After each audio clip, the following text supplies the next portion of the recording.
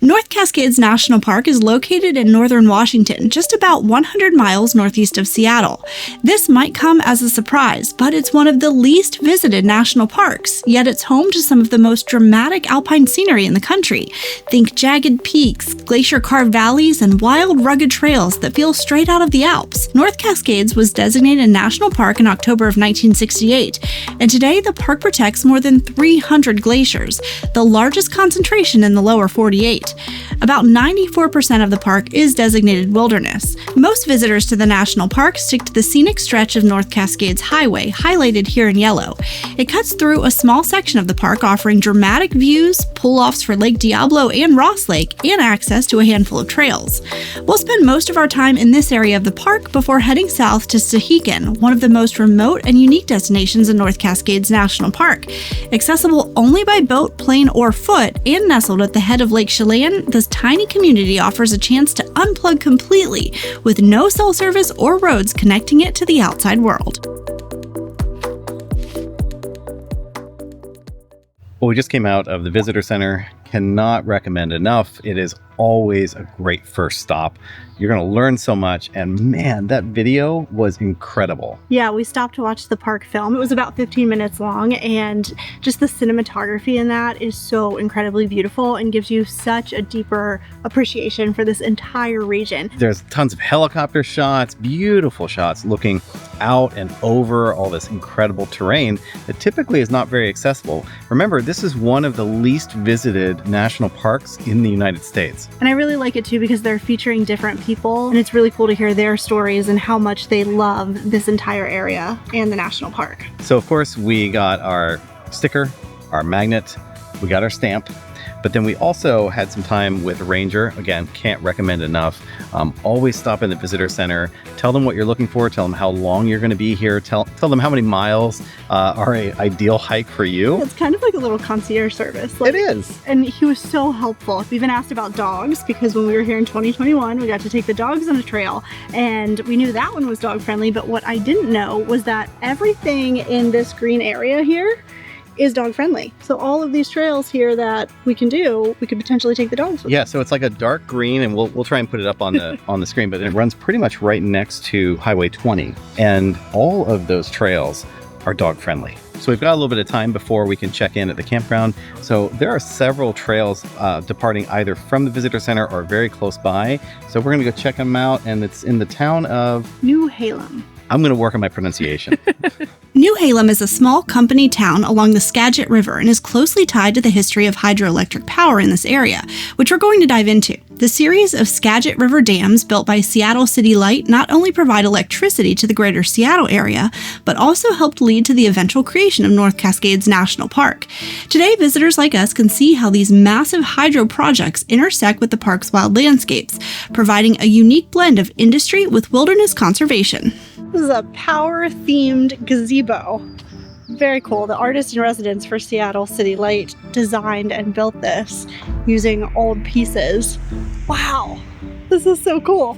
It looks very futuristic, doesn't it? It does. It's really cool. This town dates back to when they were building the dam. They had a general store. The general store took, I think it's called scrip, kind of like a currency that you used instead of cash, because everything gets charged back to your paycheck. So there's a free self-guided walking tour that you can take, and that's what we're gonna do right now to check out some of the historic buildings. And then I think it eventually takes us to the Trail of the Cedars. The walking tour told us that there was fudge, homemade fudge, inside of the general store. So of course we had to go in, and they had just a little bit left. We were told that she made 200 pounds on Thursday. It is now Monday, and they are down to like the last of it. So we got some fudge and then some hot dogs because why not? And they do take actual money now instead of scrip. So you can't just pay with a card or cash. All right, it is one of our favorite times when Caitlin gets to go on a suspension bridge. I'm gonna just talk, as hopefully we're gonna be flashing a bunch of shots of Caitlin being terrified on suspension bridges. Caitlin, you're already on a suspension bridge. This one's not that bad, okay? It's very short, it's very low. This is fun. We've been on suspension bridges all over the world, and Caitlin doesn't like them. It's got some bounce. It's got some bounce. It is very pretty though. And it goes over the beautiful Skagit River. Wow, look at the color. And it's pronounced Skagit? Skagit, yeah, we learned that. It's not Skagit. Skagit. Ja. Skagit. I can't get over the color of the water, too. It's so beautiful. It's a beautiful teal. Oh. Got it. Suspension bridge still trying to take me out. Don't blame the bridge. Don't blame the bridge for your fall. I did look up as soon as I tripped. Yeah, look where you're going. So something that was on that plaque, Caitlin, is the last time that there was a fire here was in 1922. And they just had a fire not more than, 2 years ago. Mm-hmm. It's almost exactly 100 years apart. This area burned again. That's really interesting. Yeah, you can see, wow, right there.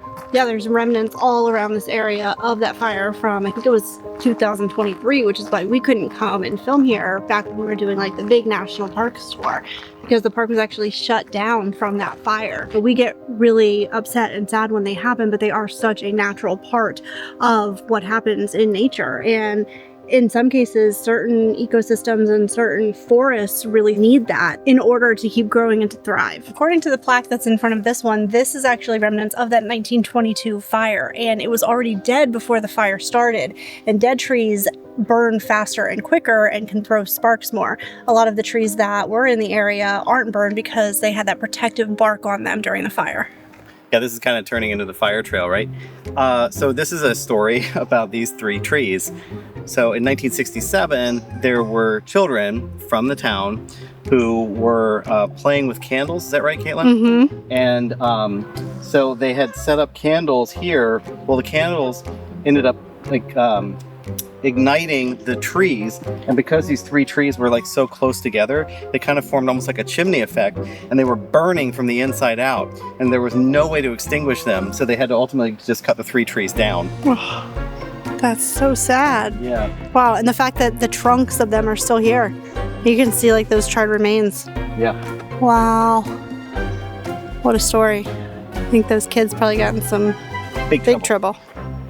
And this trail is giving me some major Olympic National Park vibes. I know we are not that far away from Olympic National Park, so it's kind of like that same, I guess, ecosystem. Wow, doesn't it look like that? Like, look at all of the moss and the trees, and you've got the ferns and the sun peeking through. Definitely reminds me of that.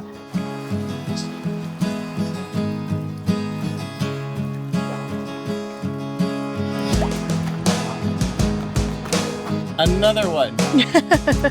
Wow, this one's really skinny.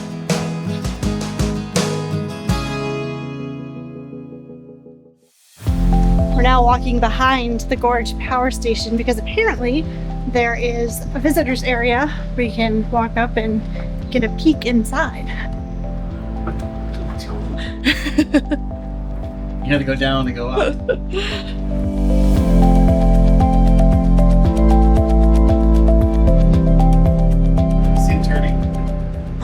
Wow. There's 1, 2, 3. There's 4 turbines. So they're spinning the water for power? Yeah, so the water, okay. I just learned this from reading. So the water and the dam is 2.7 miles up. Now, if you just let the water flow, it would not have enough pressure to be able to turn the turbine to produce the electricity. So what they do is they force the water through a much smaller tube. It travels 2.7 miles to here, and then is now at a high pressure and gets shot through the turbine and then released back downstream.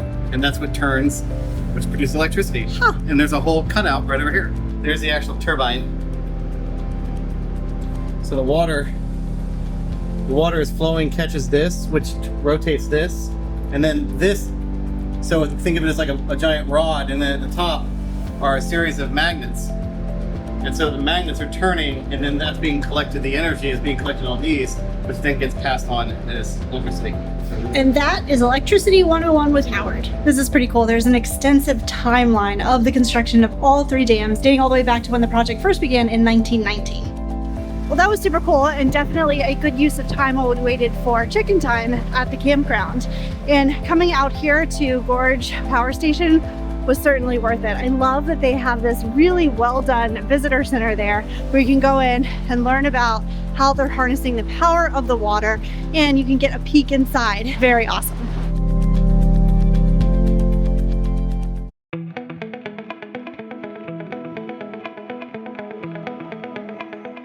All right, we're getting all set up in our campsite for the next 2 days. This was very hard to get reservations for, and this was the only site that had 2 consecutive days available. Otherwise, they were completely booked, and I booked this like months ago. So we are in site 77. It is a parallel parking site. We have this little like front yard area with a fire pit, of course, bear box for safety, and I can see the water off in the distance. So there are some campsites that do like butt up to the water. It is dry camping, which is quintessential national park, but this is a great location to explore the Diablo Lake area. All right, I have all the evening activity essentials. I've got snacks, I've got maps, I've got water, I've got a dog. She's very excited. And we're gonna go out and explore some more of this area because the weather is absolutely perfect right now. So we want to take advantage of it because I'm not sure what it's gonna be like tomorrow. It can change very quickly up here. All right, let's go scout.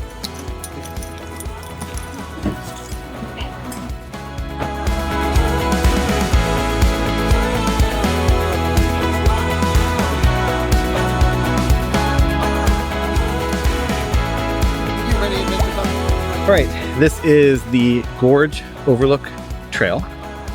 It overlooks a gorge. It's paved actually, I think for the first, I think they said 1/5 of a mile on one of the signs. Beautiful overlook of the Teal water. I presume we're gonna see the dam. We already saw a waterfall. Yeah, we got a bonus waterfall in there. And of course it's dog friendly, so Scout is enjoying this. It's a nice like intro to hiking for Scout here in the park. Mm-hmm. Wow, this is so pretty. We're really high up on a ridge right now, overlooking the water. So this is a nice, easy one. And then it is right before a little bridge where you can walk out to go see more waterfalls.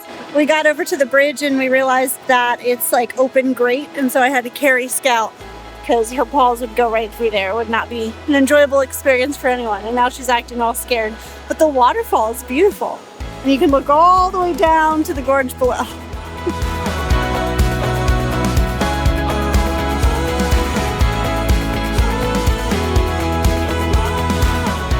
This is a very beautiful little detour that you can take. You can drive across Diablo Dam, which was super cool to see because you are so high up on one side and then you have the water on the other side. It was incredible.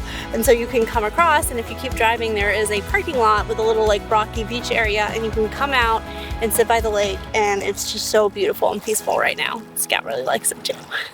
Scott, what do you think? Yeah, it's so pretty, isn't it? Well, we decided to do a little evening hike, and even though it's 1.5 miles, it is rated moderate, and the easy part was coming down here.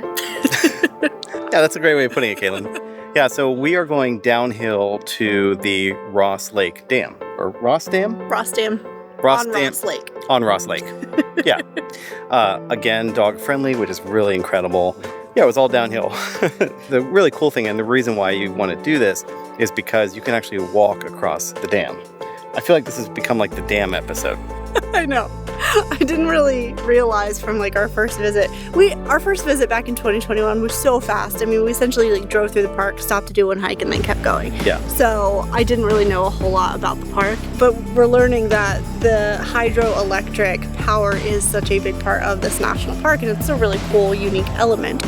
So yeah, this is like dam, but it won't all be dams. Yeah. Well, there's going to be more than just dams in this episode, we promise. But we did see, we also saw some wildlife. We saw a deer. Mm-hmm. And we saw a longtime viewer, which was really fun. Yes. We love running into you guys on the road. That's just amazing. That was actually what inspired me to keep going, because we were on the fence about do we complete the hike and come down. And the couple that we met, the wife said she has like a torn meniscus and that she came all the way down and went all the way back up. And I was like, if she can do it, I can do it. Yeah. So thank you for the inspiration.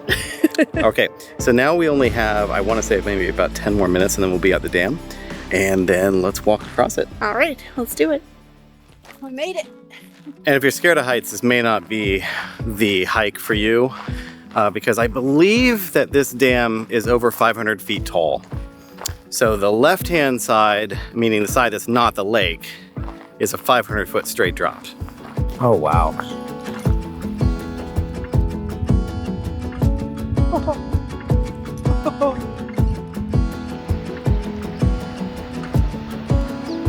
You know you're high when the birds are flying below you. Are there birds below? Yeah, they just flew out that way. Wow.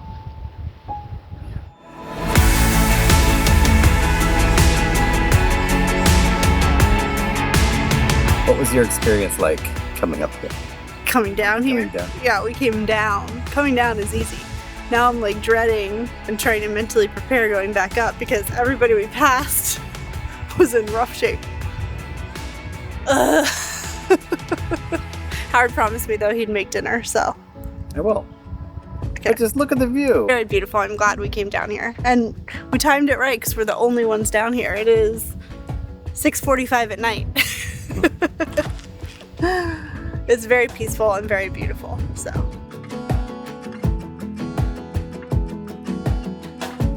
And I know we can do it. We'll take our time getting back up.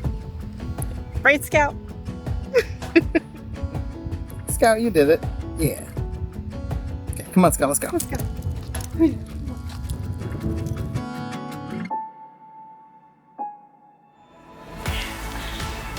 We did it. It only took 30 minutes exactly to get back to the top. It was not as bad as I thought it was going to be. The first couple of switchbacks, like coming back up, are a little intense, but you just take breaks, and it was a good workout. Now I'm ready for Howard to cook dinner. Absolutely. And Scott had fun.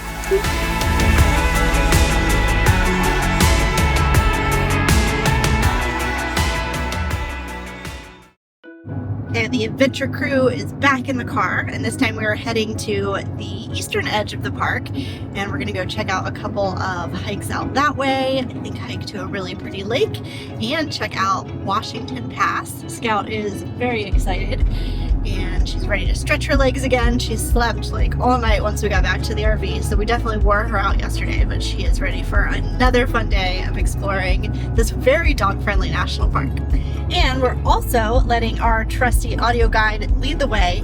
If you have followed any of our videos, any of our national park series, you know that we are big fans of audio guides. And while we have several different apps on our phone that have audio guides, we tend to always check Guide Along first to see if they have the specific park or area that we're going to. They have really, really good narration. We just really like the humor that is mixed in it, along with the stories and the facts that you get. So we've got our little Guide Along guide here leading the way, and we're learning all kinds of great things about the park on our journey. And we'll have a link in the description of the video where you can download the exact North Cascades National Park tour that we're on. Okay, we've made it to Washington Pass, and the mountain peaks out here are incredible. They are so tall and so jagged. The other thing of note is that there are a lot of mosquitoes up here. We have not encountered this in the other parts of the park. Man. But here, which is really interesting because I think we're at higher elevation. I'm not sure. Whoa, yeah, they're fierce. So we're walking out to the Overlook now, and I think it's going to be pretty spectacular. Gosh, yeah, this mountain range is just so incredible. This is so cool. They have built this little overlook on part of the rock, and it's literally like jutting out over the mountain, and you get this really cool view of the road below. This is amazing. Okay, I know this is just like an overlook trail, but I'm really enjoying this trail. It is like along the ridge line, and you get different views of all of the mountains here, and I can't get over how jagged and pointy some of these mountaintops are. It really is cool. Our guide told us that the reason they're so jaggedy is because they're very young, as in they're like 50 million years old instead of like a billion years old. Like some other mountain ranges we've been Right. to. So like Great Smoky Mountains. Great Smoky Mountains is what, 10, 20 times older than what we're looking at right now. So it hasn't had the chance, I guess, to get worn down by erosion and by the weather and all of that. Ah. Yeah. Well, that is what I would call very low effort, but very high reward. So you have to come to the Washington Pass Overlook and then take the little trail out and keep climbing all the way around, and you'll get to this top summit point. And the views are just spectacular. We got some great photos, and Scout had a lot of fun eating whatever droppings are on the ground, so that was super cool. While the national park is free, we're actually in the national forest, which is adjacent. So we're going to be going on the Rainy Lake Trail, Caitlin? Yep. Okay. So we have our beautiful America the Beautiful Pass, which includes national forests, all the national recreation sites, things like that. And so according to the sign, if you have one of these passes, you just put it on your dash, and that says we're good to go. It's a little bit rainy out, so we're gonna go to Rainy Lake because I just feel like that's fitting for the day. Come on, Scout, let's go. Well, the Rainy Lake Trail is fully paved, making it nice and accessible. The ranger did tell us that there was a fully accessible trail that was on his list, and this was the one. Mm-hmm. Yeah, and even in the rain, it is not muddy because it's fully paved. From what I understand, what is a mile out and back? Yeah, 2 miles round trip. We've crossed over 2 little bridges, so you get some nice waterfall action. We're already more than halfway to the lake, which I think is going to be really pretty. We made it, and it is so beautiful, and it only took us like 20 minutes, if that, to get here, and that was stopping and taking pictures and everything. And it really reminds me a lot of Avalanche Lake in Glacier National Park. Just the color and how it's kind of like a bowl shape, and you have the mountain behind it, and then I can hear a waterfall off in the distance, and the water is super clear, and it's kind of that emerald color. The sun isn't out right now, so it's not as vibrant, but you can still tell that it's emerald. So this one would be an excellent option if you're looking for something that's easy and approachable, but beautiful views at the end. Something that we learned from Guide Along, the audio guide, is that there have been over 700 Bigfoot sightings in Washington State. I had no idea where you were going with this. No idea. Yes. Which led me to ask a question about Bigfoot. And I was like, okay, is Bigfoot one creature, or are there like multiple Bigfoots? Like, are there like the Sasquatch? Well, it's a, if you believe, then it's probably a Sasquatch species, right? So it's a type now you're so now you're making it even more confusing for me, because so Sasquatch and Bigfoot are two different things. No, they're one and the same. I Okay. think. Look, we're talking about something that neither one of us have ever seen before. Although I've definitely seen enough cardboard cutouts of Bigfoot. Well, we'll have to keep our eyes peeled, because apparently this is prime Bigfoot area. I love fun facts like that. Have you ever seen Bigfoot? If so, I'll be super jealous. So let us know.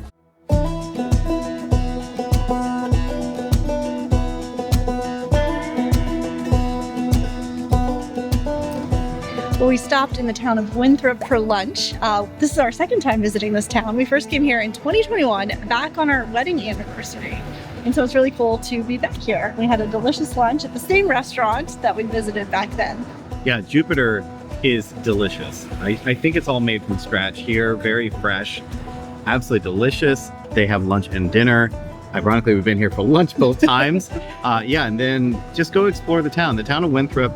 Kind of an interesting story. It's about 100 years old. They celebrated their 100th anniversary in 2024. The town decided back in 1972 to restore itself back to the way it looked roughly at the turn of the century, which is really interesting. That they wanted to kind of make it a living, breathing old town, as opposed to like a movie set. Like, these are real businesses, real houses. Made to look old, and it's really well done.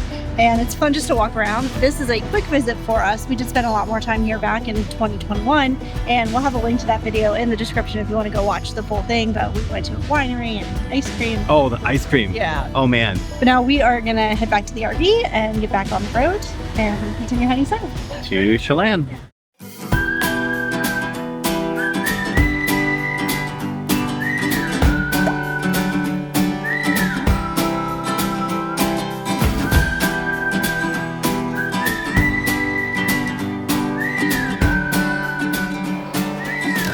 morning from Chelan.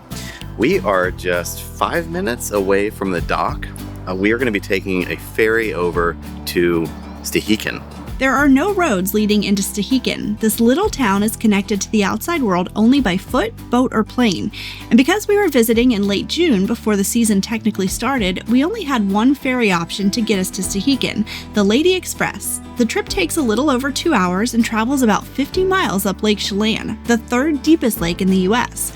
The journey there is half the fun. The narrated boat ride is beautiful as you pass rolling hills dotted with vineyards, before the landscape transforms into dramatic forested slopes and those familiar towering granite peaks that the North Cascades are known for.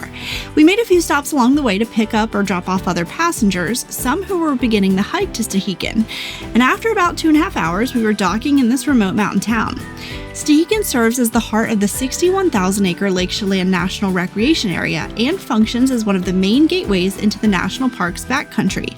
You can stay overnight here at North Cascades Lodge or tent camp at one of several campgrounds. Okay, well, we just made it here to Stehekin, and we have about an hour-and-a-half layover, and so we opted to do the Rainbow Falls tour because that's going to take us some of the highlights here and the beautiful Rainbow Falls.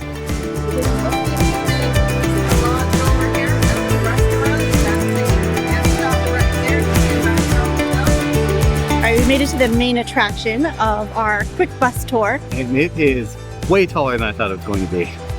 It towers over the trees, and these are really tall trees. And it's so interesting because it's a very narrow, slender waterfall, but you have perfect access to it. It looks like there's a quick path, and we'll be right at the base of the fall.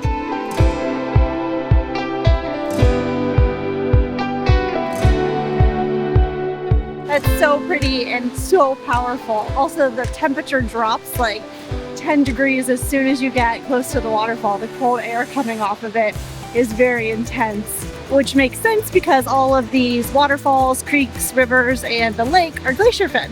It's like speed dating Stehekin. So we are here just a little bit before the actual season starts. I think around 4th of July, and after they have more boat tours and more tours here in Stehekin that you can take. So this is just like a little sampler platter. I'm so glad that they had this available for the date we were going to be here. So there are like 2 little viewpoints from the falls. So you can take the one that goes straight out, and then you can take, it's like a 5-minute hike up to a vantage point, kind of like at the second base of the falls, the way that the falls fall, I guess you would say. And that one was super cool. There's some slight spray. They did say like you will get wet. It's just some light spray, not too bad at all.